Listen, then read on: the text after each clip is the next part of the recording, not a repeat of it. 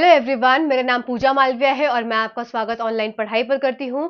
आज का ये वीडियो हमारा पार्ट 3 है फिजिक्स का, जो कि हम सीटेट की तैयारी के हिसाब से कर रहे हैं। और ये सारे वीडियोस आप ज़रूर देखिएगा, क्योंकि इन वीडियोस से आपको बहुत हेल्प मिलेगी, क्योंकि ये सारे वीडियोस बहुत ही सोच समझकर, बहुत ही रिसर्च कर कर आपके बनाए गए हैं। प्रीवियस ईयर क्वेश्चंस को मैं जब पूरा देख लेती हूँ, एनालाइज कर लेती हूँ, तब इन टॉपिक्स पर आती हूँ और उसके बाद उस हिसाब से पूरा स्ट्रक्चर फ्रेम करती हूँ, जिससे कि आपके एग्जाम में इसी लेवल का अगर क्वेश्चन आएगा तो आप कर पाएंगे। मीन्स आपका जैसा अभी तक पैटर्न चला आ रहा है सीटेट का, इस तरह से आएगा पेपर, तो आप जरूर कर पाएंगे सॉल्व। साथ ही साथ पेपर अब ऐसा बहुत ईजी नहीं आता है, एप्लीकेशन बेस्ड आता है, तो चीजों को समझना बहुत जरूरी हो जाता है आपके लिए। तो इन सब सेशन से जरूर जुड़िएगा। इससे पहले का सेशन नहीं देखा है, पार्ट 1 और पार्ट 2, तो जरूर देख लीजिएगा। साथ ही साथ बायो का भी सेक्शन मैंने कंप्लीट किया है, उसको भी देख लीजिएगा। अभी हमारा जो है चीजें बची हुई है इसमें, कि अब आज मेरा ये फिजिक्स का कंप्लीट हो जाएगा। आज आपका फिजिक्स भी पूरा का पूरा फिनिश मैं करने वाली हूँ।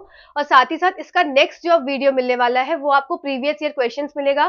3-3 सेट के मैंने बनाए हैं पेपर्स, तो 3-3 सेट आपको एक साथ सॉल्व कराऊंगी साइंस के। जब साइंस के कंप्लीट हो जाएंगे 2 दिन में, उसके बाद एक दिन बैठ के सारा पेडागोजी का निपटाएंगे हम लोग। सिर्फ एक दिन में सारे जितने क्वेश्चंस आज तक आए हैं सीटेट में, आपको एक दिन में मैं सारे क्वेश्चंस कराने वाली हूँ। और प्लीज उन सब सेशन से जरूर जुड़िएगा। साथ ही साथ केमिस्ट्री बची है अभी हमारी, तो केमिस्ट्री भी मैं 1-2 दिन में आपका जितना इंपॉर्टेंट है वो सब कराने वाली हूँ। और आपका एडमिट कार्ड भी आ गया है, तो अब बिल्कुल टाइम नहीं है, टाइम बहुत कम है। तो आप चीजों को बस जल्दी जल्दी रिवाइज करते रहिए। नोट्स नहीं बनाए हैं तो 2x पे लगाइए वीडियो और रिवाइज करिए। आपका काम रिवाइज करना है बस, क्योंकि रिवाइज करेंगे तभी दिमाग में चीजें रहेंगी, नहीं तो वहां नहीं कर पाएंगे, कितना भी आप पहले पढ़ चुके हो। ठीक है। साथ ही साथ इंपॉर्टेंट बात, मेरे सारे व्यूअर्स को, आप मेरे चैनल से जुड़े हैं, मेरी जिम्मेदारी आपके प्रति साइंस को लेकर है।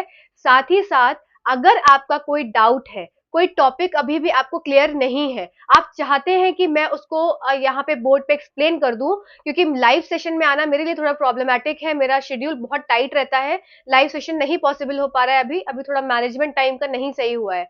तो लाइव क्लासेस आगे इन फ्यूचर आपके एग्जाम्स, कोई और एग्जाम्स की आप प्रिपरेशन करेंगे तब हम करेंगे। अभी फिलहाल अगर आपका कोई डाउट है, आप कमेंट सेक्शन में लिखेंगे जरूर आपका डाउट, और उस डाउट के हिसाब से मैं आपको यहाँ पे वीडियो प्रेजेंट कर दूंगी। ये मेरी प्रॉमिस है आप सभी से। आप अपने डाउट्स दे दीजिए एक साथ सारे कलेक्ट करके, मैं आपको एग्जाम से 2-3 दिन 4 दिन पहले जितना भी रहेगा, मैं आपको फटाक से वो वीडियो बना के दे दूंगी। ये मेरी रिस्पॉन्सिबिलिटी है।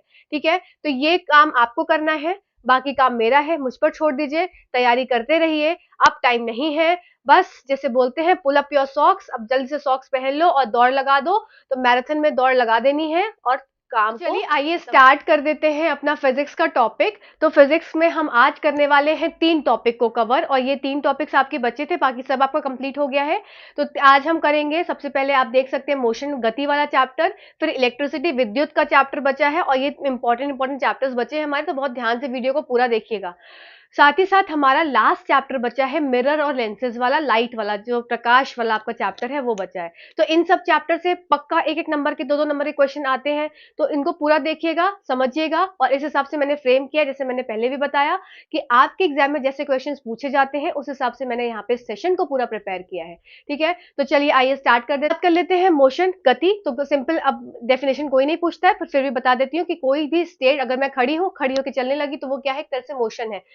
और कोई भी ऑब्जेक्ट मूव करने लगा तो वो क्या है, मोशन। मतलब एक तरह की गति क्या है आपकी, कोई किसी भी चीज का, ऑब्जेक्ट का स्टेट चेंज होना, खड़े से रेस्ट पोजीशन से चलने लगना, उसको बोल देते हैं मोशन। एग्जाम में आपसे ये नहीं पूछेंगे, जो पूछेंगे उसी चीजों पे मैं आती हूँ जल्दी से।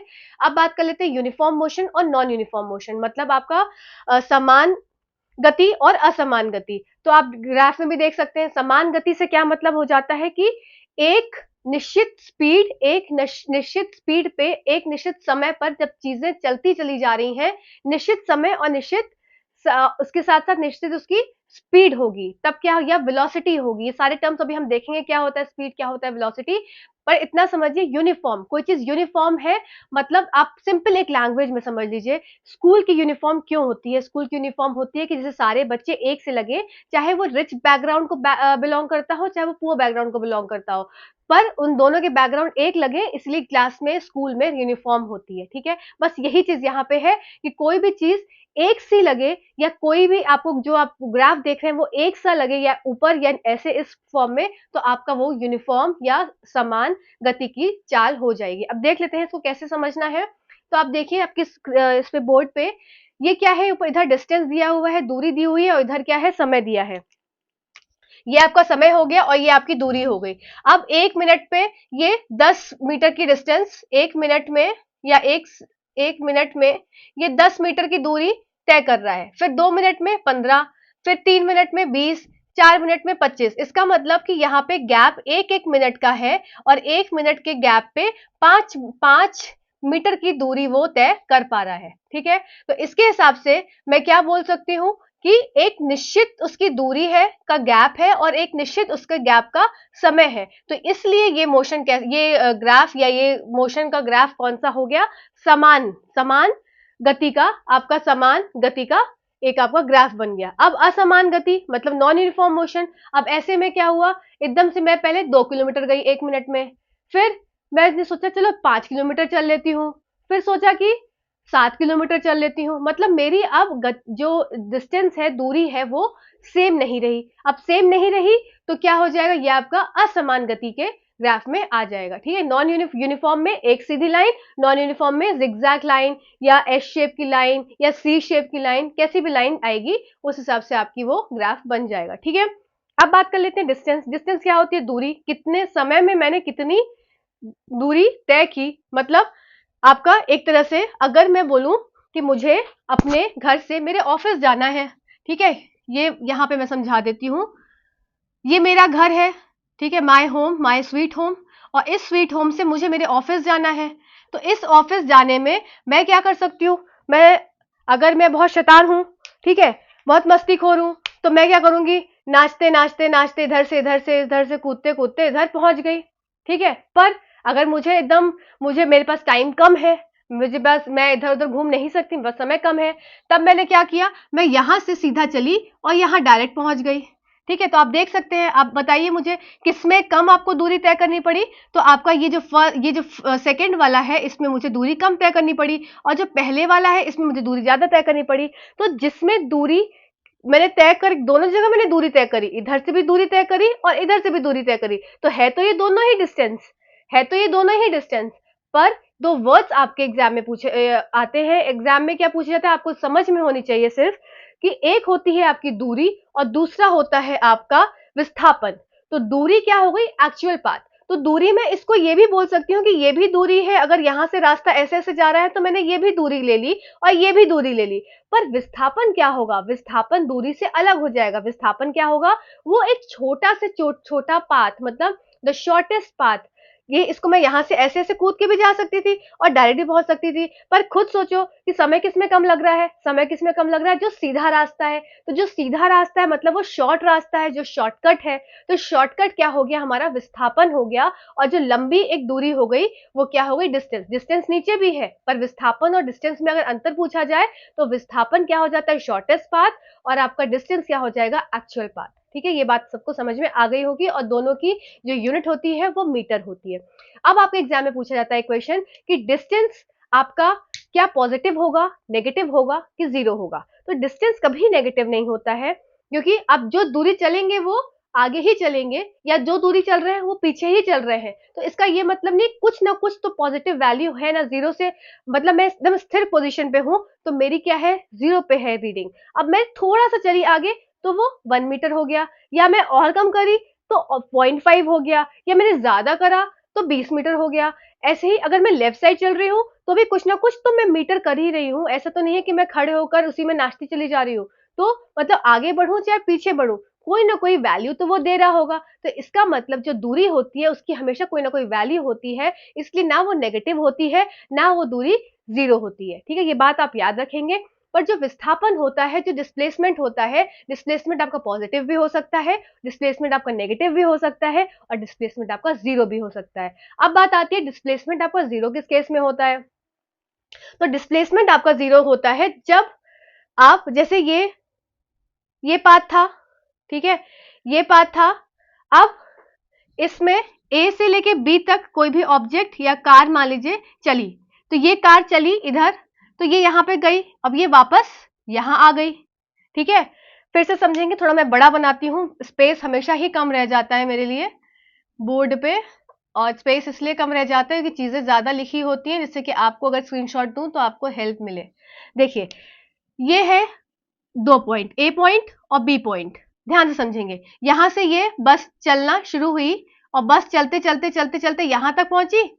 फिर मान लीजिए ये इसकी दूरी 10 मीटर थी, फिर ये यहां रुक गई और फिर क्या कि ये चलते चलते चलते चलते वापस आ गई, तो इसने 10 मीटर की दूरी वापस से तय करी। अब मैं बात करूं तो मेरी दूरी कितनी होगी, तो मेरी दूरी हो जाएगी कितनी, 10 मीटर जाना और 10 मीटर आना, तो कितनी हो गई, 20 मीटर। पर अगर मैं डिस्प्लेसमेंट बोलूं तो डिस्प्लेसमेंट इस केस में क्या होगा, डिस्टेंस तो इसमें मतलब दूरी इस केस में कितनी हो जाएगी, दूरी आपकी 10 मीटर हो जाएगी, सॉरी 10 प्लस 10 आपकी 20 हो गई।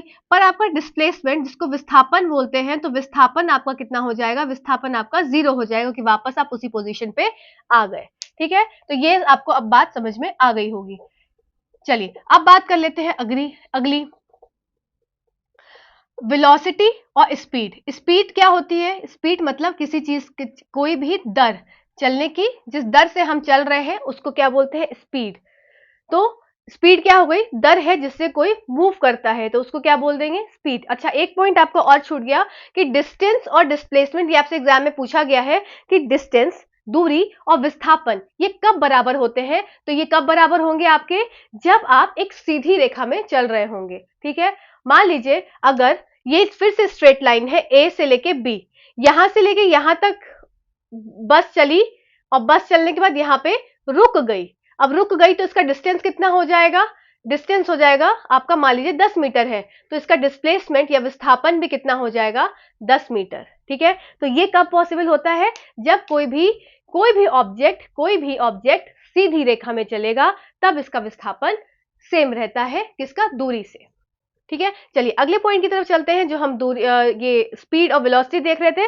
तो गति और वेग, गति में क्या होता है, गति एक तरह से क्या हो गई, किसी भी rate of change of motion, motion के किस दर से वो मूव कर रहा है उसको क्या बोल देते हैं, गति। और rate of change of motion with time, मतलब स्पीड, जब आप स्पीड को चेंज कर रहे हैं समय के साथ, तो वो आपकी वेलोसिटी हो गई।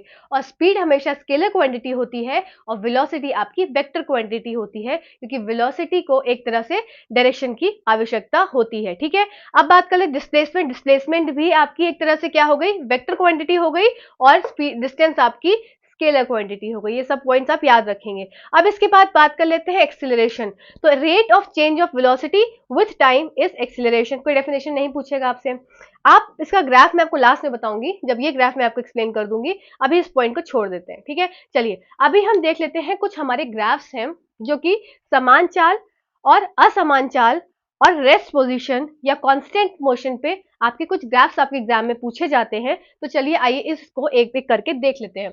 तो सबसे पहले बात कर लेते हैं डिस्टेंस टाइम ग्राफ, दूरी समय ग्राफ। दूरी समय ग्राफ मतलब एक एक्सिस पे आपका दूरी दिया होगा और दूसरे एक्सिस पे आपका समय दिया होगा, ठीक है। तो ये नीचे वाला जो पॉइंट होता है इसको एक्स एक्सिस बोलते हैं, मैथ्स में पढ़ा है। ये हो जाएगा आपका वाई एक्सिस, ठीक है। अब दूरी समय ग्राफ मतलब अगर मैं बोलूं ये स्ट्रेट लाइन आ रही है, मतलब समान चाल चल रहे हैं, यूनिफॉर्म मोशन का आपका ये ग्राफ है। कैसा मोशन हो गया, ये यूनिफॉर्म मोशन। अब ये यूनिफॉर्म मोशन कैसे हुआ कि मान लीजिए 1 2 3 4 5, ये 5 मिनट है और ये 5 10 15 20 और 25, मतलब कि हर एक मिनट पे 5 मीटर की दूरी तय करी जा रही है। फिर अगला क्या हो जाएगा, दूसरे मिनट पे कितनी दूरी होगी, 10 मिनट। तो इसका मतलब कि मुझे पता है कि मेरा टाइम इंटरवल क्या है, दूरी का गैप क्या है, ये दोनों चीजें मुझे पता है। तो जब मुझे पता है कि कितने मिनट में कितना मैं आगे बढ़ूंगी, तो एक तरह से वो आपकी स्ट्रेट लाइन आएगी, ठीक है। ये बात आपको समझ में आ गई होगी। तो ये आपका कैसा ग्राफ हो गया, ये आपका ग्राफ हो गया यूनिफॉर्म मोशन का ग्राफ। अब बात कर लेते हैं असमान चाल, जिसको नॉन यूनिफॉर्म मोशन बोलते हैं। तो नॉन यूनिफॉर्म मोशन में अब मुझे नहीं पता कि 1 मिनट में मैं 3 मीटर चल रही हूँ कि 1 मीटर में 5 मीटर चल रही हूँ। मान लो मैं थक गई चलते चलते, मैं रुक गई, फिर मैं चली 7 मीटर, फिर रुक गई, फिर 10 मीटर, फिर रुक गई। तो इसका मतलब अब मेरी जो डिस्टेंस है वो और टाइम के साथ साथ क्या है, चीजें बदलती जा रही हैं। अब इक्वल इंटरवल पे चीजें नहीं है। तो ये आपका क्या हो जाएगा, असमान चाल का ग्राफ, डिस्टेंस और टाइम पे। अब बात कर लेते हैं कि अगर मेरी डिस्टेंस मान लो यहाँ पे टाइम, मैं अगर कुछ भी मान लो, वही 1 2 3 करते हैं, 1 2 3 4 5 6, ये क्या हो गया आपका, मिनट में हो गया। डिस्टेंस आपकी हो गई 5 10 15 और 20। जब मैं 20 मीटर पे हूं, ध्यान देंगे, जब मैं 20 मीटर पे हूं तो मैं 20 मीटर पे रुक गई। ध्यान देंगे, अभी क्या डिस्टेंस है ना, दूरी, तो 20 मीटर पे जाके मैंने क्या किया, मैं रुक गई। जब मैं रुक गई, पर मेरा समय तो बढ़ता चला जा रहा है ना, समय नहीं रुका, समय तो बिल्कुल, समय चलता चला जा रहा है, समय एकदम गतिमान है, चलता चला जा रहा है, शक्तिमान बन गया है। तो अब समय चलता चला जा रहा है, पर मैं तो रुकी हुई हूं। तो रुकने की वजह से ये जो ग्राफ आया आपका, ये स्ट्रेट लाइन आया, और स्ट्रेट लाइन आपका इस तरीके से आया, स्ट्रेट लाइन। तो ये आपका ग्राफ डिस्टेंस टाइम ग्राफ, जब आपका डिस्टेंस आपका एक तरह से रुक जाए, आप कांस्टेंट कर दें, तब आपका ये ग्राफ हो जाता है रेस्ट पोजीशन का। और ये एग्जाम में बहुत बार पूछा गया है। ठीक है, अभी हम देखेंगे कैसे से ग्राफ्स आए हैं। मैंने कुछ एग्जांपल्स दिए हैं जिससे कि आपको समझ में आ जाए ग्राफ मैंने क्या बताया। ठीक है, तो अभी हम देख लेते हैं कि डिस्टेंस टाइम ग्राफ में सबसे पहला यूनिफॉर्म मोशन का ग्राफ आया, जिसमें कि आपको पता है कि आप कितने मीटर पे कितने दूरी आप तय कर रहे हैं, और वो फिक्स है, फिक्स इंटरवल ऑफ टाइम पे है, इसलिए वो स्ट्रेट लाइन इस तरीके से आया। अब अगर मैं डिस्टेंस को कांस्टेंट कर दिया, डिस्टेंस को फिक्स कर दिया, एकदम डिस्टेंस फिक्स कर दिया, मतलब अब मैं उस जगह पे रुकी हुई हूँ। जब मैं रुकी हुई हूँ, तब समय तो बढ़ता चला जा रहा है, पर मैं रुकी हुई हूँ, उस कारण से ये ग्राफ कैसा हो गया, ऐसा स्ट्रेट लाइन आया। तो ये ग्राफ मुझे बताता है कि ये कौन सी पोजीशन है, ये आपकी रेस्ट पोजीशन है। इसमें तो आप यूनिफॉर्म मोशन से समान गति से चलते चले जा रहे थे, पर इसमें क्या है, आप रुक गए हैं। अब आपका नॉन यूनिफॉर्म या असमान गति का ग्राफ आया, इसमें क्या है, समय भी अलग, समय जो है 1 2 3 4 5, तो समय 1 मिनट पे 2 मीटर, 2 मिनट पे 4 मीटर, ऐसे कर करके, मतलब अलग अलग अलग अलग समय हर बार हर पोजीशन पे आ रहा है। तो आपका ये ग्राफ असमान गति का हो गया। अब बात करते हैं आपका वेलोसिटी टाइम ग्राफ, वेग समय ग्राफ। तो वेग समय ग्राफ में आप सिंपल सेम चीज, वेलोसिटी की यूनिट होती है हमारी मीटर पर सेकेंड, मीटर पर सेकेंड। तो अब मान लीजिए फिर 1 मिनट, 2 मिनट, 3 मिनट, 4 मिनट। ठीक है, अब 1 मिनट पे ये क्या चल रहा है, मान लो 1 मिनट पे मान लो 5 मीटर पर सेकेंड चल रहा है। फिर दूसरे मिनट में क्या हो गया, 10 मीटर पर सेकेंड चल रहा है, स्पीड बता रही हूं। फिर 3 मिनट पे क्या हो गया, 15 मीटर पर सेकेंड चल रहा है। तो इससे ये समझ में आ जाता है कि 5 का गैप है और इधर 1 का गैप है। तो टाइम इंटरवल और आपका वेलोसिटी का जो गैप है वो एक सा है। तो इसीलिए ये मोशन आपका कौन सा हो गया, ये मोशन आपका वेलोसिटी टाइम ग्राफ में, वेग समय ग्राफ में एक स्ट्रेट लाइन का ग्राफ बना। ठीक है, नॉन यूनिफॉर्म में सेम, जैसे कि इसमें था हमारा असमान चाल, अभी इसमें गति, इसमें दूरी थी, अब इसमें गति आ जाएगी, वेग आ जाएगा। ठीक है, ये बात समझ में आई होगी। अब बात करते हैं कांस्टेंट वेलोसिटी की। तो जब अब यहां पे क्या है, मान लीजिए टाइम कैसा है, 1 2 3 4 5, किसमें, मिनट में, या ये तो ये मिनट में नहीं होगा, मीटर पर सेकेंड है, तो ये सारी यूनिट सेकेंड में होंगी ना। ठीक है, ये सब सेकेंड में है, याद रखेंगे, उसे करेक्ट कर लेंगे। ठीक है, क्योंकि हमारा ये वेलोसिटी जो है हमारी, वो मीटर पर सेकेंड की मैं यहाँ बात कर रही हूँ। ठीक है, तब आप बात देखिए, ये क्या हो गया, टाइम आपका सेकंड में हो गया। अब 1 सेकंड में मान लो अगर मैं इसको देखूं तो ये 20 मीटर पर सेकंड की स्पीड पे ये चल रही है।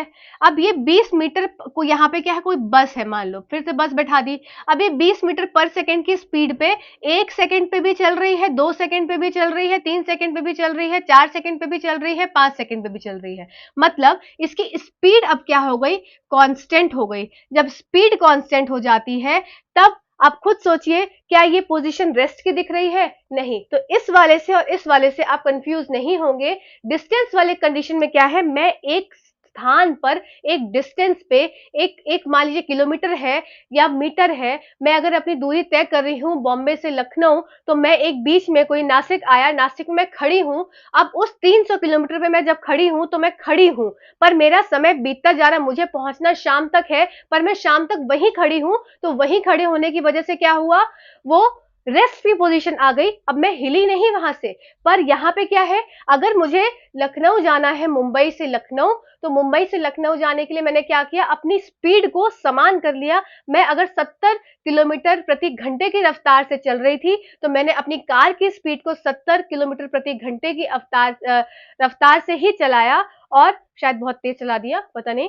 पर क्या हुआ, उस 70 किलोमीटर पर आवर की स्पीड से मैंने, टाइम तो मेरा बढ़ता चला गया पर मेरी स्पीड अब कांस्टेंट रही। पर स्पीड कांस्टेंट रहने से मैं तो चल रही हूं ना, समय भी चल रहा है और मैं भी चल रही हूं। तो ये आपका ग्राफ इस तरीके से आएगा। पर ये आपका ग्राफ याद रखेंगे, ये आपका रेस्ट वाली कंडीशन का ग्राफ नहीं होगा। इस बात को आप बहुत ध्यान से रखेंगे, एग्जाम में एग्जामिनर कंफ्यूज करता है। ठीक है, जब वेलोसिटी आपकी कांस्टेंट है तो पर आप चल रहे हैं, तो आप कभी रेस्ट पोजीशन पे नहीं आएंगे। इस पोजीशन में क्या था, आपका डिस्टेंस आपका कांस्टेंट था।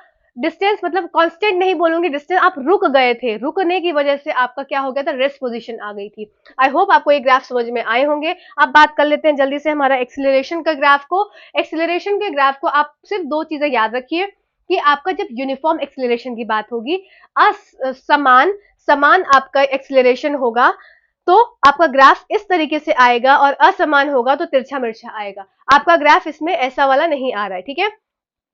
तो आपका ग्राफ ऐसा आया और ऐसा आया, ये सिर्फ याद रखेंगे। अब बात कर लेते हैं इंपॉर्टेंट फॉर्मूलेस की, क्योंकि ये ग्राफ से क्वेश्चन आते हैं या आपसे क्वेश्चन आते हैं फॉर्मूले बेस्ड डायरेक्ट न्यूमेरिकल्स।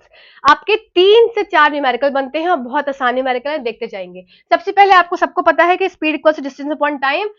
समय जो चाल होती है हमारी, वो दूरी और समय इस तरह से होता है। तो ये फॉर्मूला सबको पता है। अब आपके एग्जाम में फॉर्मूला आता है एक, जस्ट सेकेंड्स को रब कर दूं जिससे कि स्पेस मिल जाए लिखने का। ठीक है, चलिए अभी देख लेते हैं। अब एवरेज स्पीड से औसत चाल का आपका फॉर्मूला आता है। तो औसत चाल में देखिए कुछ क्वेश्चंस हैं जो आपके औसत चाल के आते हैं। मान लीजिए एक क्वेश्चन आपको न्यूमेरिकल में दे रही हूं ऑन द स्पॉट, कि मान लो अगर मेरे पास कार है और उस कार की रीडिंग ओडोमीटर की आपकी 400 किलोमीटर है। कितनी? 400 किलोमीटर। अब मैं एक डेस्टिनेशन पे पहुंची जहां पे मुझे जाना था, वहां उस पे पहुंचने के बाद मैंने अपनी रीडिंग नोट करी कि 450 किलोमीटर है।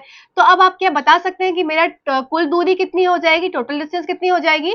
तो ये 450 माइनस 400 किलोमीटर हो जाएगी। 50 किलोमीटर की मैंने दूरी तय करी। ठीक है, ये क्वेश्चन एग्जाम में आया हुआ है, इस टाइप से मैंने क्वेश्चन बताया है। ठीक है, उसके बाद साथ ही साथ बात आती है, उसमें दिया होता है आपको समय। अब समय आपको लगा इतने को 50 किलोमीटर चलने में, मान लो आपको 2 घंटे लगे, ठीक है, 2 आवर्स लगा। अब आपसे पूछते हैं एग्जाम में कि आपको औसत चाल बतानी है। औसत चाल, तो आपकी औसत चाल क्या हो जाएगी? औसत चाल एवरेज टोटल टाइम। ठीक है, तो टोटल डिस्टेंस कितना हो गया आपका? 50 किलोमीटर पर टोटल टाइम कितना है? 2 आवर। तो 225 जा, इसका मतलब आपकी औसत चाल आ गई 25 किलोमीटर प्रति घंटे की आप औसत चाल से गए। तो ये पहला टाइप ऑफ क्वेश्चन आपका हो गया जो एग्जाम में पूछते हैं। ठीक है, अब चलिए दूसरा टाइप ऑफ क्वेश्चन देख लेते हैं। तो दूसरा आपको देंगे, मान लीजिए आपका एक ये पॉइंट है, आपका ये घर है और ये आपका स्कूल है।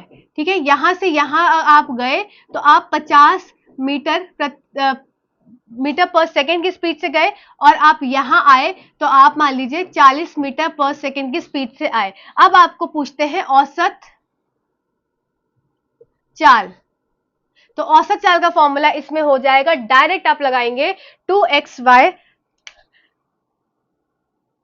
Plus X upon X plus Y. तो आप लगा देंगे इसमें 2xy, 2 into 50 into 40 upon 50 plus 40। तो ये क्या हो जाएगा? 5 4 20। तो ये हो जाएगा इधर 5 4 20 और 0 0 इंटू 2 डिवाइडेड बाय 90। तो ये 4000 डिवाइडेड बाय 90।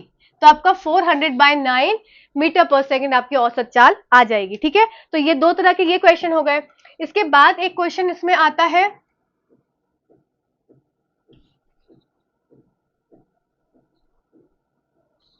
इसके बाद नेक्स्ट जो क्वेश्चन आपका आता है कि आपको एक तरफ से क्या दे दिया जाएगा। मान लीजिए आपने ए से डेस्टिनेशन स्टार्ट किया, अब आपकी यहाँ पे दूरी थी 10 मीटर पर सेकेंड और आप बी तक पहुंचने की, और जब वापस आ रहे हैं तब आपकी है स्पीड 20 मीटर पर सेकेंड, ठीक है। और आपकी ये डिस्टेंस दे के रखी है 40 मीटर, ठीक, 40 मीटर दे के रखी है।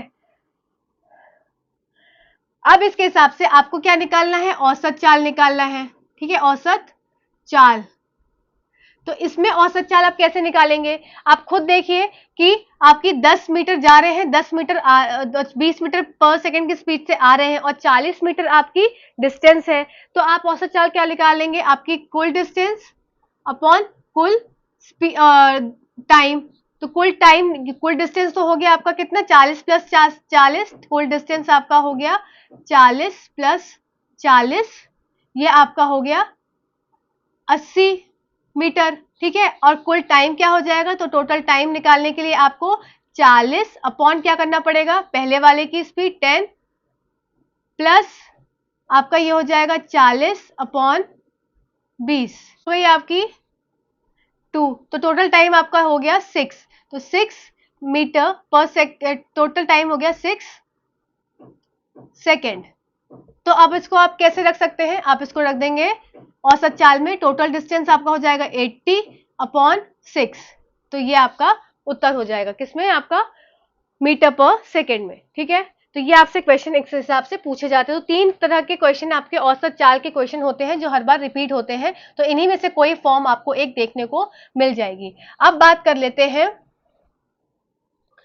आपका कुछ ग्राफ के क्वेश्चन। तो ग्राफ का क्वेश्चन है, अगर आपको एक ग्राफ दिया है कि जिसमें अगर कोई ऑब्जेक्ट समान वेग से चल रहा है, मतलब उसकी वेलोसिटी क्या है, समान है। जब उसकी वेलोसिटी समान है, डायरेक्ट क्वेश्चन पूछा गया था कि अगर आप कोई ऑब्जेक्ट समान वेग से चल रहा हो, तो जब समान वेग से चल रहा होगा तो आपका ग्राफ कौन सा आ जाएगा, ये वाला। अगर कोई ऑब्जेक्ट समय के बढ़ने के साथ अपनी पोजीशन को फिक्स रखे, मतलब समय तो बढ़ता चला जाता है पर पोजीशन को फिक्स रखे, तो आपका रेस्ट कंडीशन वाला ग्राफ आ जाएगा। अब बात करते हैं speed time graph is a straight line, कि आपको एक ग्राफ बताना है जिसमें स्पीड और टाइम का ग्राफ हो और वो स्ट्रेट लाइन हो, ठीक है। कैसा, स्ट्रेट लाइन। तब कैसा हो जाएगा, तो या तो इस फॉर्म में आएगा या आपका इस फॉर्म में आएगा। तो ये 2 तरह के ग्राफ आपको देखने को मिलेंगे। अगर इसमें अभी भी कंफ्यूजन होगा तो कमेंट सेक्शन में बता दीजिएगा, मैं आपको वापस से सिंपल एक ही टॉपिक को लेके एक्सप्लेन कर दूंगी, ठीक है। चलिए अब हम बात कर लेते हैं, एक और टॉपिक आपका रह जाता है इसमें, सिंपल पेंडुलम से, जो आपका लोलक होता है, कि लोलक और टाइम पीरियड से, आपका आवर्तन काल से, अगर आवर्तन काल बढ़ाना हो लोलक में, तो आवर्तन काल बढ़ाना है तो हम क्या करेंगे, तो आप लोलक के लेंथ को, स्ट्रिंग ऑफ द लेंथ जो है उसकी, उसको बढ़ा देंगे, क्योंकि आपका फॉर्मूला होता है L is equals to √T। T क्या है, आपका टाइम पीरियड, जिसको आवर्तन काल बोलते हैं। तो लेंथ आप जब बढ़ाएंगे, क्योंकि ये क्या है, दोनों ये बढ़ेगा तो ये बढ़ेगा, ठीक है। तो इस हिसाब से आपका आवर्तन काल कैसे बढ़ जाएगा, जब आप लोलक की लेंथ को बढ़ाएंगे तो आपका आवर्तन काल बढ़ जाएगा, ठीक है। चलिए आइए अब नेक्स्ट कर लेते हैं जल्दी से मिरर वाले चैप्टर को, या लाइट के चैप्टर। अब बात कर लेते हैं लाइट के चैप्टर की, और लाइट बहुत इंपॉर्टेंट चैप्टर है, तो कर लीजिएगा। और साथ ही साथ कुछ मैं स्क्रीनशॉट्स आपको लगाऊंगी साइड में, तो उसको पॉज करके आप नोट डाउन कर लीजिएगा, तो आपको हेल्प मिलेगी। चलिए बात कर लेते हैं प्रकाश। तो सबसे पहली बात होती है कि जो प्रकाश है वो हमेशा एक सीधी रेखा में जाता है। जिसका एक्सपेरिमेंट एक दिया गया है कि एक बच्ची है जो कि लाइट की मोमबत्ती को एक साइड से देख रही है, तो उसको यहाँ से दिख पा रही है कि मोमबत्ती जल रही है, पर अगर इस पाइप को बेंड कर दिया, थोड़ा टेढ़ा कर दिया, तब उसको इधर के अंधकार दिख रहा है। तो इससे ये समझ में आता है कि लाइट जो है हमेशा, प्रकाश एक सीधी रेखा में गमन करता है। दूसरा पॉइंट होता है कि जो लाइट है आपकी ट्रांसवर्स वेव है, मतलब अनुप्रस्थ तरंग है, लाइट आपकी मानी जाती है। अब इसकी बात आती है, आपके एग्जाम में छाया से क्वेश्चन बहुत आते हैं, शैडो से क्वेश्चन बहुत आते हैं। तो शैडो की कुछ प्रॉपर्टीज है जो कि आपको ध्यान रखनी है। सबसे पहली बात है, शैडो आपकी उन ऑब्जेक्ट्स की बन सकती है जो कि ओपेक है, आपके अपारदर्शी ऑब्जेक्ट्स हैं। पहला पॉइंट, आप सारे पॉइंट्स नोट करते जाएंगे। शैडो आपके अपारदर्शी ऑब्जेक्ट्स की बनती है। साथ ही साथ शैडो हमेशा एक स्क्रीन के पीछे मिलती है, मतलब शैडो जो हमेशा है वो स्क्रीन पे आपको प्राप्त होगी। दूसरी बात, लाइट के जहां मैं खड़ी हूं, मेरे सामने से लाइट आ रही है, तो मेरी शैडो क्या है, पीछे पड़ेगी, पर आपको यहाँ नहीं दिख रही है क्योंकि इस रूम में इतनी लाइट है, इसलिए शैडो नहीं दिख रही है, पर शैडो हमेशा पीछे पड़ती है। अगर ऊपर से सूरज की रोशनी है तो शैडो मेरी जमीन पे पड़ेगी। इसका मतलब कि शैडो को हमेशा कोई ना कोई स्क्रीन की आवश्यकता है। वो स्क्रीन आपका एक पर्दा भी हो सकता है, आपकी जमीन भी हो सकती है, आपकी दीवार भी हो सकती है। आपने देखा होगा चलते समय शैडो। और शैडो हमारी कितनी बड़ी है ये आप नहीं बता सकते कि कितनी बड़ी शैडो हर समय बनेगी, मतलब शैडो की जो पोजीशन होती है वो फिक्स नहीं होती है, वो लाइट की इंटेंसिटी के हिसाब से शैडो बनती है। इसके बाद शैडो की से आप ज्यादा आकृति समझ के नहीं देख सकते कि ये आकृति किसकी है, बस हल्का सा आप समझ जाएंगे हाँ ये लड़का है कि लड़की है कि कुत्ता है कि बिल्ली है, पर एग्जैक्ट आप एक ऑब्जेक्ट पर नहीं पहुंच सकते। ठीक है, तो ये कुछ प्रॉपर्टीज थी शैडो की जो आपको पता होनी चाहिए। इसके बाद बात करते हैं रिफ्लेक्शन, परावर्तन। तो परावर्तन किसमें देखने को मिलता है आपको?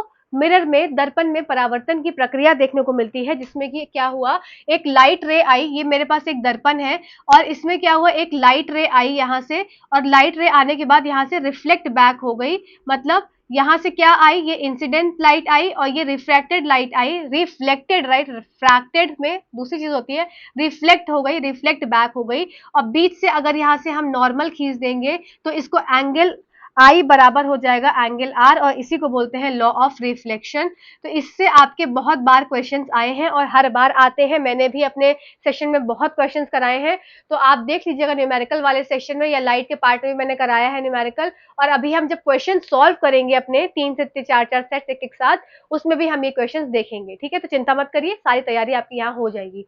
तो ये क्या हो गया, लॉ ऑफ रिफ्लेक्शन हो गया कि यहाँ से जो लाइट आई इसको मिरर ने रिफ्लेक्ट कर दिया और पीछे इसको छोड़ दिया, तो ये रिफ्लेक्ट बैक हो गई और इसके पास नहीं हुई। ठीक है, तो ये आपका रिफ्लेक्शन हो गया, परावर्तन का नियम हो गया, और angle of incidence, reflected angle और normal all lie in the same plane, ये दूसरा लॉ इसका हो गया। ठीक है, इसके बाद बात कर लेते हैं, आपको प्लेन मिरर से बहुत क्वेश्चन आता है, बार बार आता है। अब प्लेन मिरर के कुछ पॉइंट्स हैं वो इंपॉर्टेंट है, नोट कर लीजिए। जो आपका समतल दर्पण होता है, पहली बात आप खुद सोचिए कि आप समतल दर्पण के आगे खड़े हैं, मैं एक दर्पण के आगे खड़ी हूं, तो मैं कैसी दिख रही हूं, मैं स्ट्रेट दिख रही हूं, खड़ी दिख रही हूं, इरेक्ट दिख रही हूं, पहली चीज। दूसरी, मेरा जो साइज है, मेरी जो लेंथ है, मेरी जो हाइट है, मैं उतनी ही दिख रही हूं, ऐसा नहीं है कि मैं हूं इतनी और दिख इतनी रही हूं, मतलब सेम साइज का आपको ऑब्जेक्ट दिखेगा। आपको ऑब्जेक्ट जो दिखेगा वो आपको सीधा खड़ा ऑब्जेक्ट मिलेगा। आपको स्क्रीन वर्चुअल, मतलब आपकी जो इमेज बनेगी वो आपकी वर्चुअल बनेगी। साथ ही साथ आपको एक लेटरल इन्वर्जन प्रॉपर्टी होती है वो देखने को मिलेगी, मतलब अगर मैं सीधा हाथ उठाऊंगी तो मेरा मिरर में उल्टा हाथ दिखेगा, इसीलिए आपको एम्बुलेंस में जो अल्फाबेट्स होते हैं वो आपके उल्टे लिखे होते हैं। ठीक है, तो ये कुछ प्रॉपर्टीज है किसकी, आपकी प्लेन मिरर की, शायद सारी प्रॉपर्टीज हो गई। ठीक है, इसके बाद बात आ जाती है मल्टीपल इमेजेस। आपको मल्टीपल इमेजेस से क्वेश्चन बहुत बार आते हैं, जैसे एक क्वेश्चन बहुत कॉमन है कि आप बार्बर शॉप में हैं और बार्बर शॉप में होने के बाद आप के पीछे, मतलब आगे मिरर है और पीछे मिरर है, तो आपको कितनी इमेजेस आपको देखने को मिलेंगी, मतलब आपकी कंडीशन पहली हो जाती है जब दो पैरेलल मिरर के बीच में कोई ऑब्जेक्ट है। अब क्या बना दिया, दो पैरेलल मिरर बना दिया, जल्दी जल्दी समझते जाएंगे, टाइम बहुत कम है और चीजें बहुत ज्यादा है। दो पैरेलल मिरर बना दिया, एक मिरर और दो मिरर, इसके बीच में कोई ऑब्जेक्ट है, तो इसमें क्या होगा, मल्टीपल रिफ्लेक्शन देखने को मिलेगा। इस मल्टीपल रिफ्लेक्शन की देखने की वजह से हमें अनंत इमेजेस मिलेंगी, मतलब जो हमारी इमेज बनेगी वो अनंत बनेगी, इनफाइनाइट बनेगी। क्यों ऐसा हुआ, क्योंकि इसमें मल्टीपल रिफ्लेक्शन देखने को मिला, किसमें, जब दो हमारे प्लेन मिरर एक सामने सामने पैरेलल समानांतर खड़े लगे हुए हैं। ठीक है, दूसरा केस हो जाता है कि जब दो मिरर आपके एक एंगल पे लगे हैं। अब एक एंगल पे लगे होने के, मान लो कोई एंगल है आपका 40 डिग्री या कोई एंगल है 90 डिग्री या कोई एंगल है 120 डिग्री, तो जब दो मिरर आपके प्लेन मिरर दो एंगल पे लगे हुए हैं, तब उस कंडीशन में क्या हो जाएगा, आपको फॉर्मूले से आपको बताना पड़ेगा कितनी नंबर ऑफ इमेजेस बन रही हैं। तो आपको, अगर सबसे पहली बात है ये फॉर्मूला होता है, तो 360 मान लीजिए अगर एंगल दिया हुआ है आपका, फॉर एग्जाम्पल अगर आपको एंगल दिया है कितना 60, ठीक है, अगर ये बोला गया है कि दो मिरर आपके 60 डिग्री के एंगल पर लगे हुए हैं, ये 90 हो गया और ये 60 हो गया, मतलब ये आपका 60 हो गया और इस पे दो मिरर ए और बी लगे हुए हैं। अब आपको इसमें नंबर ऑफ इमेजेस बतानी है, तो आप क्या करेंगे, सबसे पहले आप देखेंगे कि ये संख्या जो आने वाली है ये सम संख्या है कि विषम संख्या है, तो इसके लिए आपको फॉर्मूला यूज करना होगा। इसको आप करेंगे 360 बाय, जल्दी जल्दी सुनते जाएंगे, 360 बाय 60, तो ये हो जाएगा 6। अब हमारा 6 नंबर आया कैसा, इवन नंबर। जब इवन नंबर जैसे ही आएगा तो आप फॉर्मूला लगा देंगे ये वाला, मतलब 360 डिवाइडेड बाय थीटा -1, मतलब अब 6 जो आया 6 में से -1 कर देंगे तो नंबर ऑफ इमेजेस आपकी 5 आ जाएगी। अगर इसी जगह पे आपका ऑड वाली कंडीशन हो जाएगी, मान लीजिए 360 की जगह आपको 40 डिग्री दे दिया जाए, 60 की जगह 40 डिग्री एंगल दे दिया जाए। अब अगर इसको मैं डिवाइड करूंगी किससे, 360 से, तो 360 से 40 डिवाइड होगा 4, 9 से 36, तो 9 की जो वैल्यू आई ये मेरी कैसी है, ऑड संख्या है। तो ऑड संख्या जैसे ही आएगी तो 360 बाई थीटा ही मेरा आंसर हो जाएगा। इसका मतलब नंबर ऑफ इमेजेस बन के आई 9। ये याद रखेंगे, ये अगर आ गया तो इंपॉर्टेंट है, ठीक है। तो ये सब चीजें आपकी यहाँ क्लियर हो जाती हैं अगर दो एंगल पे रखे हैं मिरर्स, ठीक है। तो ये दो चीज आप बहुत ध्यान से रखेंगे कि पैरेलल है। पैरेलल वाला क्वेश्चन तो बहुत बार आया है, बहुत बार फिर से आ सकता है कि बार्बर शॉप का एग्जांपल, आपकी अनंत इमेजेस बनेंगी, मल्टीपल रिफ्लेक्शन हो रहा है, ये दो कारण इसके हो गए, ठीक है। इसके बाद आ जाती है कैलाइडोस्कोप की बात। अब कैलाइडोस्कोप पे देखिए आपसे क्वेश्चन कैसा पूछा जाता है। कैलाइडोस्कोप दो तीन स्टेटमेंट्स दे दिए जाएंगे और आपसे पूछा जाएगा कौन सा सत्य है। तो आपको याद रखना है कि इसमें 3 जो मिरर्स हैं उनकी जरूरत पड़ती है। 3 मिरर्स आपके ट्राइंगल का शेप बना लेते हैं। उन 3 मिरर्स के ट्राइंगल के शेप में आपके मल्टीपल रिफ्लेक्शन देखने को मिलते हैं। याद रखेंगे मल्टीपल रिफ्लेक्शन, बहुत ज्यादा रिफ्लेक्शन देखने को, बहुत ज्यादा मतलब मल्टीपल टाइम्स परावर्तन, परावर्तन जस्ट सेकेंड, हाँ परावर्तन, सॉरी हिंदी के टर्म्स में चेक कर लेती हूँ। परावर्तन देखने को मिलता है मल्टीपल टाइम्स, तो वो क्या हो जाएगा आपका, वो आपका कैलाइडोस्कोप वाला केस हो जाएगा। 3 मिरर की इसमें आवश्यकता पड़ती है और आपको पैटर्न्स देखने को मिलते हैं तरह तरह के, आपने देखा होगा, ठीक है।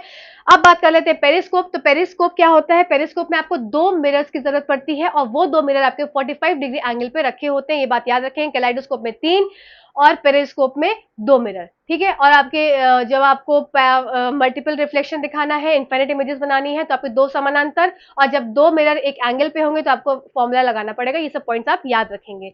ये क्वेश्चंस बहुत रिपीट होते हैं इसलिए मैं बार बार बोल रही हूँ, ठीक है। तो ये 2 मिरर 45 डिग्री एंगल, अब आप ये देख सकते हैं इस इमेज में कि यहाँ क्या है, ये आपका लाइट सोर्स हो गया और यहाँ से क्या है, कोई आई है जो कि देख रही है, और ये आपका मिरर हो गया और ये मिरर आपका 45 डिग्री एंगल पे रखा हुआ है। तो यहाँ से लाइट आई, यहाँ पे क्या रिफ्लेक्ट हो गई, फिर यहाँ गिरी, फिर यहाँ से रिफ्लेक्ट हो गई, फिर यहाँ पे जाकर दिख गई, ठीक है। इसके बाद आपको क्वेश्चन आता है pin hole camera, most important, बहुत बार रिपीट हुआ है। तो पिन होल कैमरा में क्या होता है कि कोई अलग से कोई मिरर वगैरह नहीं लगा होता, एक होल होता है और उस होल से आप ये देखिए, ये ट्री है, ठीक है। इस ट्री से को क्या हो, यहाँ से लाइट गई और इस होल से अंदर एंटर हुई। जब अंदर एंटर होती है तो ये जो आपको दिख रहा है ट्री इतना बड़ा सा, ये छोटू सा दिखेगा। तो इसका मतलब पिन होल कैमरा की प्रॉपर्टीज क्या हो गई कि इमेज बनेगी, पहली तो उल्टी इमेज बनेगी, इन्वर्टेड इमेज बनेगी, दूसरी आपको इमेज हमेशा स्क्रीन पे दिखेगी। तो दूसरा पॉइंट हो गया, पहला इन्वर्टेड, दूसरा स्क्रीन, तीसरा पॉइंट कि आपको इमेज जो दिखेगी वो आपकी छोटी दिखेगी, स्मॉल साइज दिखेगी, ठीक है। तो ये 3 पॉइंट्स आपको पिन होल कैमरा से याद रखने हैं। अब बात कर लेते हैं रिफ्रैक्शन, जिसको अपवर्तन बोलते हैं। तो रिफ्रैक्शन कहां होता है कि जब कोई मीडियम में बदलाव हो। अब मीडियम में जैसे कि पानी, जैसे कि हवा से एक रे आ रही है और रे हवा से पास होती होती पानी में चली गई। तो पानी में चली गई, इसका मतलब हवा एक मीडियम है और माध्यम है, और अब माध्यम क्या बन गया, पानी माध्यम बन गया। तो इस कंडीशन में क्या हो जाएगा, आपका अपवर्तन की प्रक्रिया देखने को मिलती है, जिसमें कि स्पीड ऑफ लाइट में डिफरेंस हो जाता है। आपका एयर कैसा है, लेस डेंस है, लेस डेंस है, और वाटर क्या है, मोर डेंस है, ठीक है। वाटर क्या है, मोर डेंस है, तो डेंसर मीडियम हो गया। और एयर कैसा हो गया, रेयर मीडियम हो गया। तो उससे क्या हो गया, लाइट कुछ रिफ्रैक्शन, उसने कुछ प्रॉपर्टी उसकी शो करी। अब हम वो देखते हैं क्या शो करी, कैसे शो करी। तो आपको 2 केसेस पढ़ने होते हैं, एक तो जब लाइट आपकी नॉर्मल की तरफ बेंड होती है, और एक जो लाइट आपकी नॉर्मल से अवे बेंड होती है। सबसे पहले रिफ्रैक्शन समझ लेते हैं डायग्राम में कि रिफ्रैक्शन होता कैसे है। तो आप इधर एक देखिए, ये मेरे ध्यान से सब देखेंगे। ये मेरे पास एक क्या है, ग्लास का स्लैब है। ये कैसा स्लैब है, ग्लास का स्लैब है।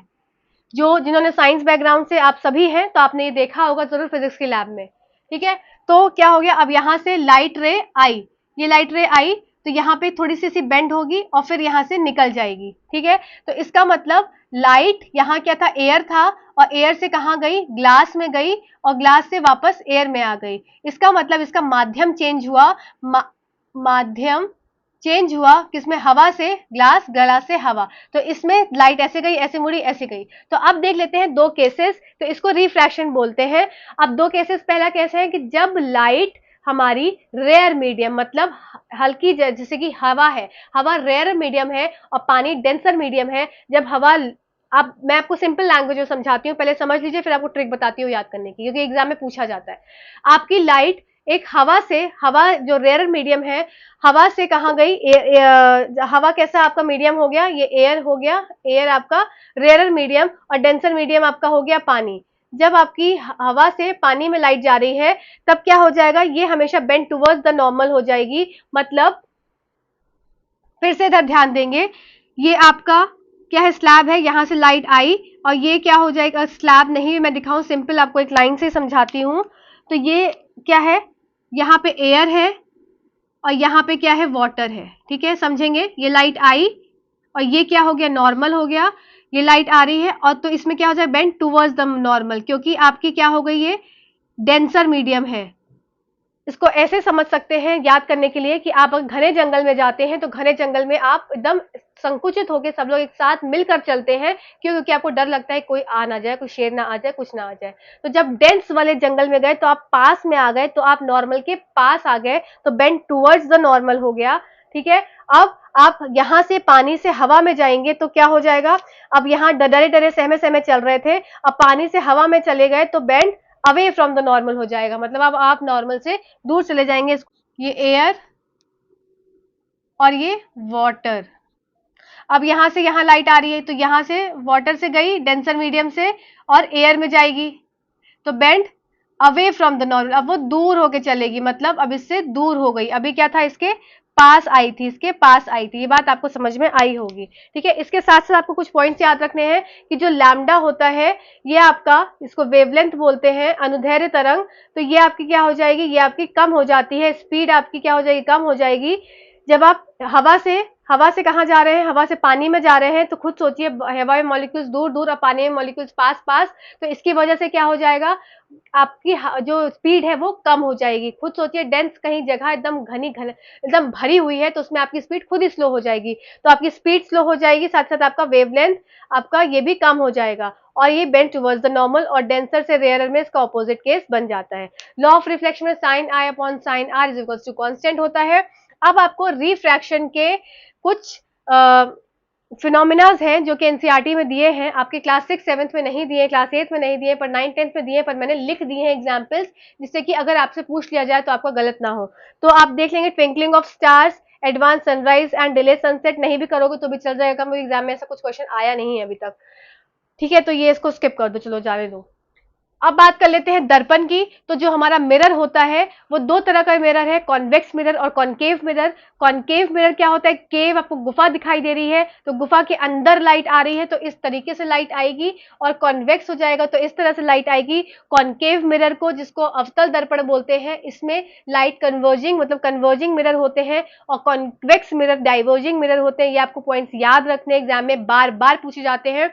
जो कॉनकेव मिरर, अवतल दर्पण और उत्तल दर्पण, अवतल दर्पण जो होते हैं वो कन्वर्जिंग होते हैं और जो उत्तल दर्पण होते हैं वो डाइवर्जिंग मिरर होते हैं। पहला पॉइंट आपको, दूसरी बात बहुत इंपॉर्टेंट याद रखनी है, इसमें इमेजेस का आपको पूछा जाता है और साथ में स्क्रीन में साइड में स्क्रीन पे लगा हुआ आ रहा है एक इमेज, तो उस इमेज को आप देख लीजिएगा कि फोकस पे या इंफिनिटी से आ रही है लाइट, तो कहाँ बन रही है, फोकस पे बन रही है। फिर आपकी इस तरीके से, जैसे देखो जितना दूर मिरर से क्या रहेगा आपका ऑब्जेक्ट, उतनी ही छोटी इमेज बनेगी, पर जितना ऑब्जेक्ट पास आता जाएगा उतनी इमेज आपकी बड़ी होती चली जाएगी। ये बात आप याद रखेंगे, फिर से सुन लीजिए कि ऑब्जेक्ट आपका जितना दूर होगा, जितना दूर ऑब्जेक्ट, जब इंफिनिटी पे था ऑब्जेक्ट, लाइट सोर्स वहां से आ रही थी, तो आपकी जो इमेज थी वो डिमिनिश्ड बन रही थी, छोटी पॉइंट साइज बन रही थी। पर जैसे जैसे ऑब्जेक्ट पास आता गया, किसके, मिरर के, ये मेरा मिरर है, ये इंफिनिटी से आ रहा है, इंफिनिटी से लाइट आ रही है और ऑब्जेक्ट मेरा इंफिनिटी पे है, बहुत दूर है, तो मेरी जो इमेज है वो पॉइंट साइज बन रही है, बहुत छोटी बन रही है। जितना पास इमेज ऑब्जेक्ट आता चला जाएगा मिरर के, आपकी इमेज उतनी बड़ी बनती चली जाएगी, ठीक है।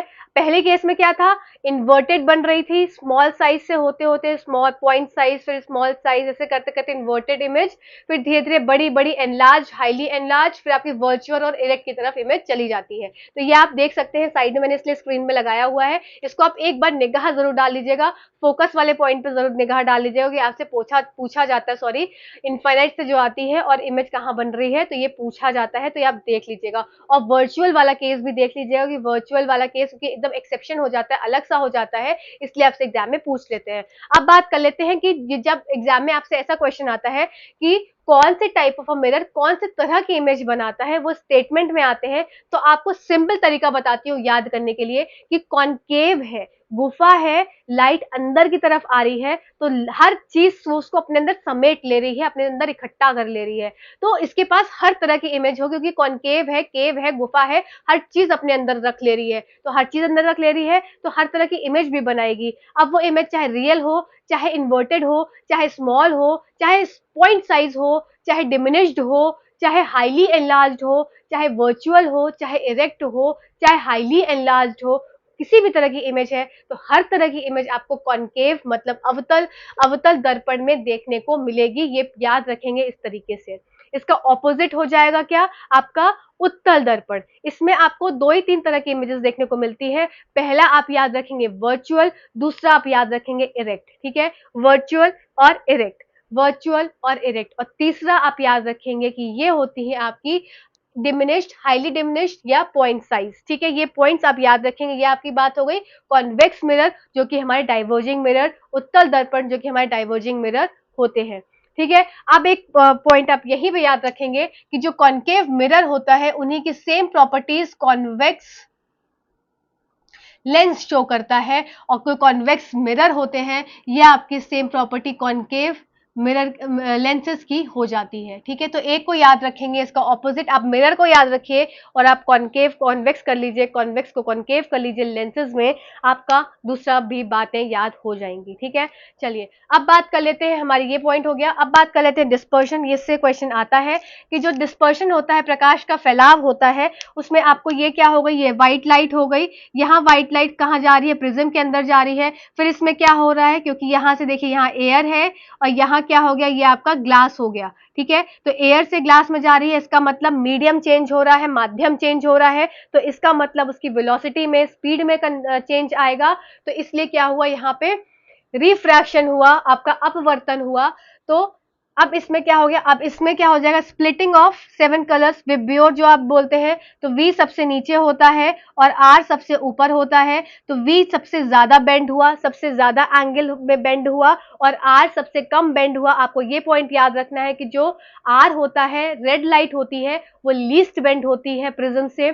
इसीलिए रेड लाइट को कहाँ यूज करते हैं, सिग्नल्स में यूज करते हैं या डेंजर के सिग्नल में यूज करते हैं रेड लाइट, क्योंकि ये लीस्ट बेंड होती है। और वॉयलेट आपकी सबसे ज्यादा बेंड होती है, मैक्सिमम बेंड होती है। पहला पॉइंट आप इस बात का याद रखेंगे। दूसरा पॉइंट आप क्या याद रखेंगे कि जो वेवलेंथ होती है, तरंग दैर्घ्य, वो तरंग दैर्घ्य आपकी रेड लाइट की मैक्सिमम हो जाएगी, वॉयलेट लाइट की मिनिमम हो जाएगी। ये बात आप याद रखेंगे।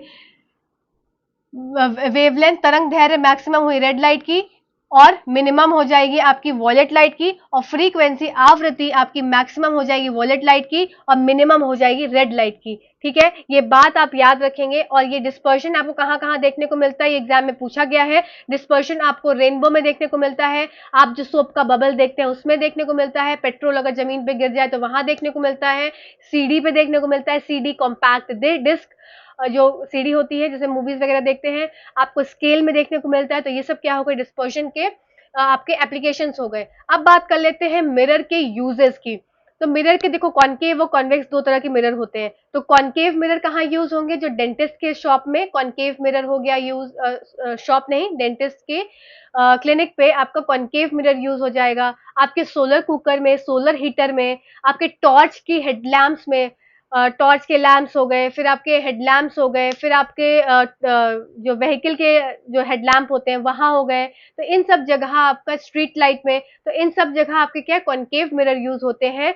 अवतल दर्पण यूज होते हैं, और जहां उत्तल दर्पण है वो आपका जैसे हो गया छोटे पैमाने में लेकर आना है, मतलब एक बड़ी सी बिल्डिंग को एक छोटे से मिरर में आप देखना चाहते हैं तो वहां पे आपके उत्तल दर्पण का इस्तेमाल होता है, जो कि कॉन्वेक्स मिरर है।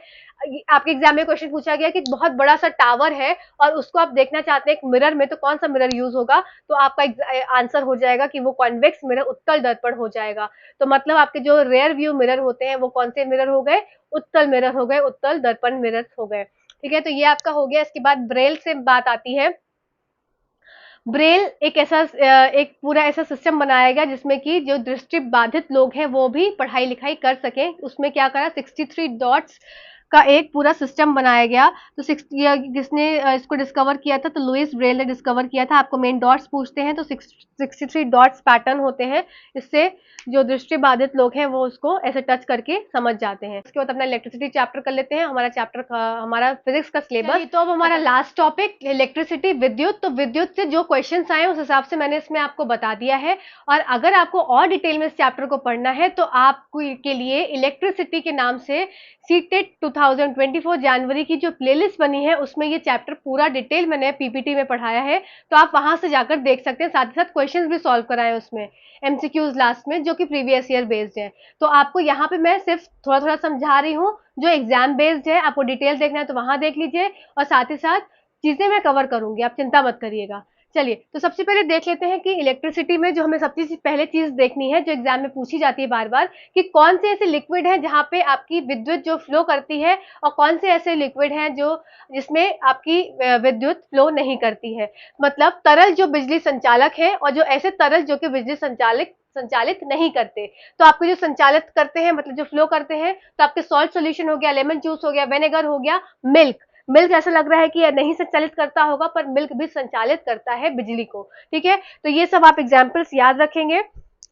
साथ में टैप वाटर, क्योंकि क्यों, और ये ऐसा क्यों करते हैं? क्योंकि इनके पास फ्री आयंस होते हैं या आयंस होते हैं, तो इस कारण से ये बिजली को संचालित करते हैं। ये पॉइंट आप सारे एग्जाम्पल्स आप याद रखेंगे, ध्यान से स्क्रीनशॉट ले लीजिए। साथ में जो नहीं करते हैं, जो they do not conduct electricity, कौन से ऐसे लिक्विड है?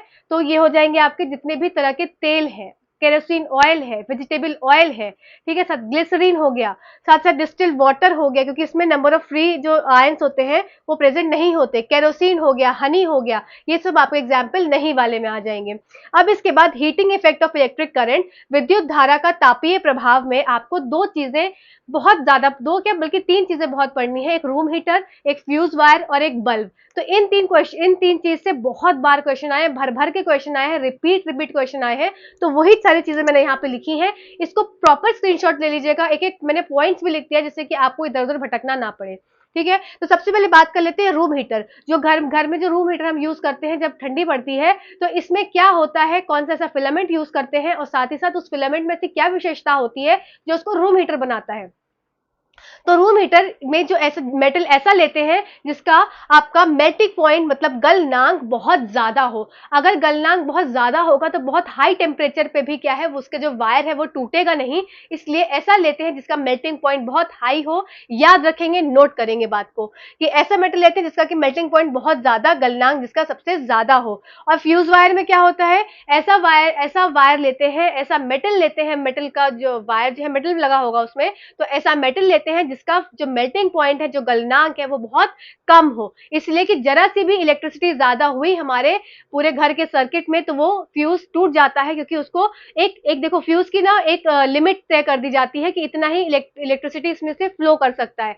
अब उससे जरा से भी ज्यादा हुआ तो फ्यूज वायर टूट जाता है, क्योंकि उसका मेल्टिंग पॉइंट ही कम रखा जाता है, जिससे कि जरा भी इलेक्ट्रिसिटी फ्लो ज्यादा होगी तो जरा भी वोल्टेज ज्यादा तेज आएगा तो वो फ्यूज टूट जाएगा और घर की सारी चीजें बच जाएंगी, घर में इलेक्ट्रिक शॉक लगने से बच जाएगा। ठीक है, तो ये क्या हो जाता है, गलनांक इसका सबसे कम होता है। अब आपको ये पूरी एक टेबल आपको एग्जाम में एक दी हुई थी, तो इसमें से बताना था कि इसमें रूम हीटर में आप कौन सा यूज करेंगे और फ्यूज वायर में आप कौन सा यूज करेंगे।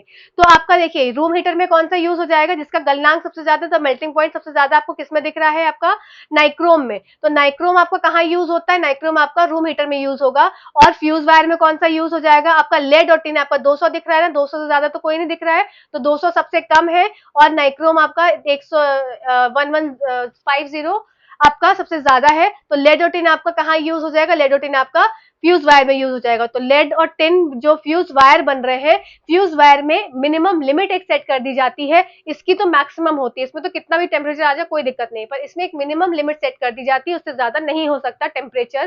क्यों, टेम्परेचर कैसे आएगा, जब इलेक्ट्रिसिटी ज्यादा फ्लो करेगी। ठीक है, अब इसकी जिसमें मेल्टिंग पॉइंट लो होना चाहिए और रेजिस्टिविटी हाई होना चाहिए। रेजिस्टिविटी हाई मतलब रेजिस्टिविटी इसकी जो प्रतिरोधक क्षमता है उसकी ज्यादा होनी चाहिए, प्रतिरोध करेगा उसे। ठीक है, तो ये सब पॉइंट्स आप याद रखेंगे। फिर एक पॉइंट होता है बल्ब का, टंगस्टन का। तो बल्ब में क्या प्रेजेंट होता है, टंगस्टन प्रेजेंट होता है। अब बल्ब कैसे ग्लो करता है, क्योंकि उसके अंदर का फिलामेंट टंगस्टन वो ग्लो कर रहा है। तो सेम चीज आप यहां भी समझेंगे कि फिलामेंट का मेल्टिंग पॉइंट बहुत हाई होता है, इस मेल्टिंग पॉइंट के हाई होने के कारण क्या होता है, वो ग्लो करता है। अब मेल्टिंग पॉइंट हाई है, इसका मतलब उसकी रेजिस्टिविटी भी क्या हो जाएगी, रेजिस्टिविटी उसकी ज्यादा हो जाएगी। रेजिस्टिविटी ज्यादा है मतलब अब वो ज्यादा करंट को अपने पास रोक कर रख रहा है। अब ज्यादा करंट रोक रहा है, रेजिस्टिविटी क्या है, रेजिस्टेंस लगा तो करंट ज्यादा रुक रहा है तो मतलब वहां पे इलेक्ट्रॉन्स आपस में ज्यादा एक दूसरे से टकरा रहे हैं। टकराने से क्या हुआ, वहां पे हीट जनरेट हुई, हीट जनरेट से क्या हुआ, कोई चीज ग्लो करी। ये सब पॉइंट्स आपको याद रखने हैं। तो मेल्टिंग पॉइंट हाई होगा तो इससे हीट बहुत ज्यादा जनरेट करेगी जो जलेगा। और यहाँ पे आपको याद क्या रखना है कि मेल्टिंग पॉइंट हाई होता है और रेजिस्टेंस ज्यादा होता है। तो ये आपका टंगस्टन का हो गया। पर एक क्वेश्चन पूछा जाता है कि जो वायर है, हमने बल्ब को भी वायर से कनेक्ट किया है ना, तो वायर क्यों नहीं गर्म हो रहा है पर बल्ब गर्म हो जा रहा है। बल्ब को टच करेंगे तो गर्म है पर वायर गर्म नहीं है। वो इसलिए होता है, एक तो आपके ऊपर से कवरिंग होती है और दूसरा पॉइंट ये हो जाता है कि उसकी जो रेजिस्टिविटी होती है, उसमें जो रेजिस्टेंस है वो कम होता है, इसलिए जो वायर है वो नहीं गर्म होता है। ठीक है, अब इसके बाद आपको एक याद रखना है, रियोस्टेट आप एग्जाम में पूछा गया है, जो आपका बोलते हैं परिवर्ती प्रतिरोधक। तो इसमें क्या होता है, रियोस्टेट एक ऐसी डिवाइस होती है जो लगा दी जाती है, एक ऐसा जैसे रेजिस्टर लगाते हैं, जैसे वोल्ट मीटर लगाते हैं, उसी तरह से रियोस्टेट होता है। तो ये क्या कर सकता है, ये इसका काम होता है कि करंट को चेंज कर सकता है एक सर्किट में बिना वोल्टेज के बदले। मतलब वोल्टेज हम नहीं चेंज कर रहे हैं पर फिर भी करंट का जो फ्लो है वो कम या ज्यादा ये कर सकता है। और ये कैसे कर सकता है, बाय इंक्रीजिंग या डिक्रीजिंग द रेजिस्टेंस। ये क्या कर सकता है, ये रेजिस्टेंस या प्रतिरोधक को बदलता है, या तो कम करेगा या ज्यादा करेगा। तो ये दो पॉइंट आपको इसमें याद रखने रियोस्टेट के, कि पहला पॉइंट आपका ये वोल्टेज को बदल सकता है बिना करंट को चेंज करे, सॉरी ये करंट को बदल सकता है बिना वोल्टेज चेंज करे। और इसमें आपका जो क्या बदलता है, इसका रेजिस्टेंस ये बदल सकता है, या तो बढ़ाएगा या घटाएगा। ये पॉइंट्स आपको यहाँ याद रखना है।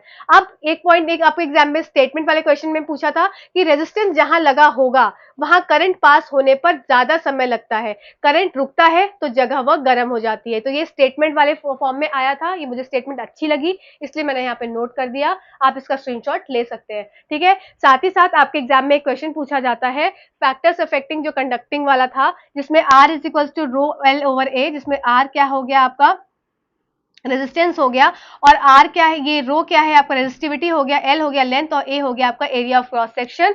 तो इसमें अगर लेंथ बढ़ाते हैं, अगर आप लेंथ बढ़ाएंगे तो रेजिस्टेंस भी बढ़ेगा। अगर आप इसके बजाय अगर आप एरिया बढ़ाएंगे तो आपका रेजिस्टेंस कम होगा, क्योंकि R जो होता है ये डायरेक्टली प्रोपोर्शनल है लेंथ से, और R आपका इनवर्सली प्रोपोर्शनल है एरिया से। तो इससे ही क्वेश्चंस आते हैं कि मान लीजिए आपने क्या किया, आपने रेजिस्टेंस है, आपको ये पूछ रहे हैं कि रेजिस्टेंस कितना होगा। अगर आप लेंथ को क्या कर रहे हैं, लेंथ को आप दुगना कर दे रहे हैं, तो लेंथ आपने 2L कर दिया। ठीक है, और आप एरिया को भी दुगना कर दे रहे हैं तो एरिया को भी आपने 2L कर दिया।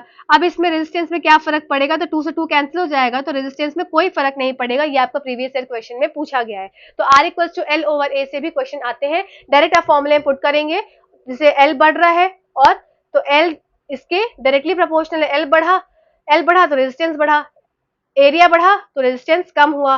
ठीक है, अब इसके बाद एक क्वेश्चन आपके एग्जाम में पूछा गया है, 2-3 बार रिपीट हुआ है, कि अगर आपके पास एक सर्किट है जिसमें 2 बल्ब ग्लो कर रहे हैं, और वो 2 बल्ब,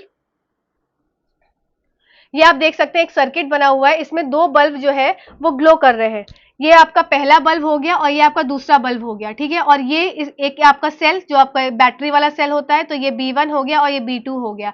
आप चाहते हैं कि आप इसका ग्लो कम करें, मतलब आप चाहते हैं कि सर्किट में जो रोशनी हो रही है वो कम करें, तो आप ऐसा क्या करेंगे कि रोशनी कम हो जाएगी। तो इसका मतलब आपको कहीं ना कहीं वोल्टेज कम करना पड़ेगा। आप वोल्टेज कैसे कम कर सकते हैं, तो आप एक सेल को ही हटा देंगे। तो इसमें इस कंडीशन में क्या करेंगे, आप एक सेल को हटा देंगे, जब एक सेल हट जाएगा तो वोल्टेज कम हो जाएगा और जो बल्ब ग्लो हो रहे थे वो कम हो जाएंगे। पर दूसरे बार एक बार क्वेश्चन पूछा गया कि आपके सर्किट में जो बल्ब 2 ग्लो हो रहे हैं, आपको उसकी रोशनी और बढ़ानी है, तो आप उस कंडीशन में क्या करेंगे, तो आप क्या करेंगे, एक आध दो बैटरीज और लगा देंगे। तो इससे क्या है, आपने वोल्टेज को बढ़ा दिया।